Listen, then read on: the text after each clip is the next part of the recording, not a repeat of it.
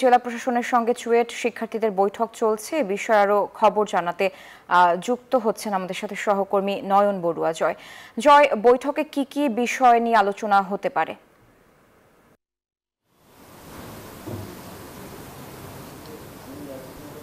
ধন্যবাদ সারা আপনাকে। এর আগের ঘন্টায় কিন্তু আমরা দেখানোর চেষ্টা করেছি।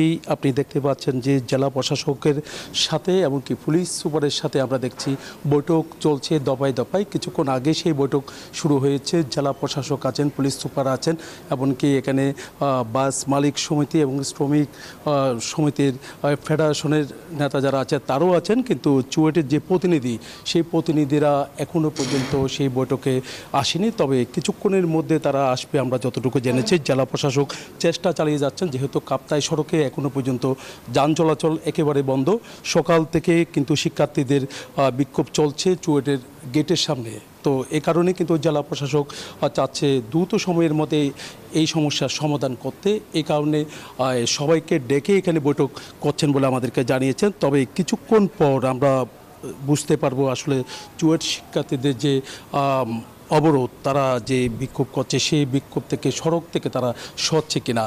এখানে যারা মালিকপক্ষ আছেন, বাস মালিকপক্ষ আছেন, তাদের সাথে আমরা কথা বলেছি। একটু আগে জেলা প্রশাসকের সাথেও আমরা কথা বলেছি।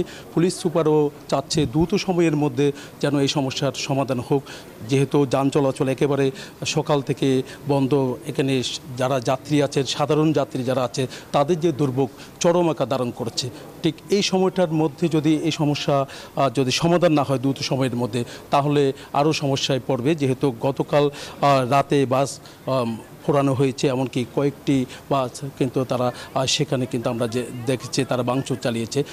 তো আজকে সকাল থেকে যে চুয়েটের গেটের সামনে তারা বিক্ষোভ করছেন এবং গাছ ফেলে যেন যানবাহন চলাচল করতে না পারে, সেদিকে কিন্তু তারা আন্দোলন চালিয়ে যাচ্ছে। চুয়েট শিক্ষার্থীরা বলছেন লাইসেন্সবিহীন যে পরিবহনগুলো আছে চট্টগ্রাম শহর সহ চট্টগ্রাম থেকে বিভিন্ন প্রত্যন্ত অঞ্চলে চলাচল করে, যে সড়ক মহাসড়কগুলোতে চলাচল করে, সেই সড়ক দিয়ে যেন চলাচল না করে, সেদিকে লাইসেন্সবিহীন এই পরিবহনগুলো যেন চলাচল না করে সেই দাবি কিন্তু তারা তুলেছেন। আসলে লাইসেন্সবিহীন যে পরিবহন, এই পরিবহনের সংখ্যাও কিন্তু কিছুটা বেড়েছে।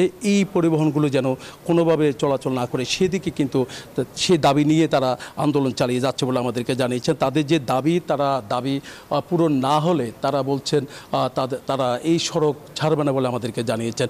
তবে এখনও পর্যন্ত কোনো সিদ্ধান্তে যেতে পারেনি। আমরা দেখছি পুলিশ সুপার এমনকি জেলা প্রশাসক তারা চেষ্টা চালিয়ে যাচ্ছেন। আরও কিছুক্ষণ পর চুয়েটের একটা প্রতিনিধি তারা আসবে।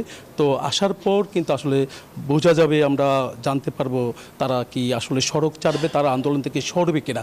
তবে শিক্ষার্থীদের সাথে কিছুক্ষণ আগে আমরা কথা বলেছি, তারা যেমনটা জানিয়েছেন এখনও পর্যন্ত তাদের যে দাবি, সেই দাবিতে তারা অনড় আছে বলে আমাদেরকে জানিয়েছেন। তারা বলছেন কোনোভাবে তাদের দাবি পূরণ না হওয়া পর্যন্ত তারা সড়ক ছাড়বে না। গতকাল থেকেই আমরা দেখছি চুয়েটের দুইজন শিক্ষার্থী মৃত্যুর ঘটনার পর থেকে কিন্তু এরকম দফায় দফায় বিভিন্ন জায়গায় কিন্তু আসলে তাদের যে অবরোধ তারা অব্যাহত রেখেছেন। এমনকি গতকাল রাতেও কিন্তু যেমনটা তারা চালিয়েছেন, তেমনিভাবে সকাল থেকে তারা একেবারে সড়কের উপরে কিন্তু আসলে তারা বিক্ষোভ চালিয়ে যাচ্ছেন চুয়েট গেটের সামনে। এই কারণে কাপ্তাই সড়ক বলতে যে চট্টগ্রামের একটি গুরুত্বপূর্ণ সড়ক, এই সড়কে যানবাহন চলাচল না করা এটা যাত্রীদের জন্য চরম ভোগান্তি। একদিকে রোদের বিকাশে কম খরচে ক্যাশ আউটের লিমিট বেড়ে 50,000, প্রিয় এজেন্টও 2টা।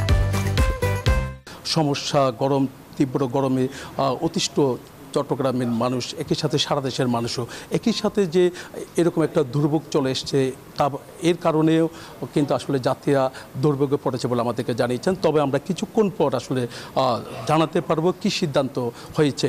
এই ছিল আমার এখানকার সর্বশেষ। ফিরে যাচ্ছি স্টুডিওতে সারার কাছে। জয়, আপনাকে ধন্যবাদ।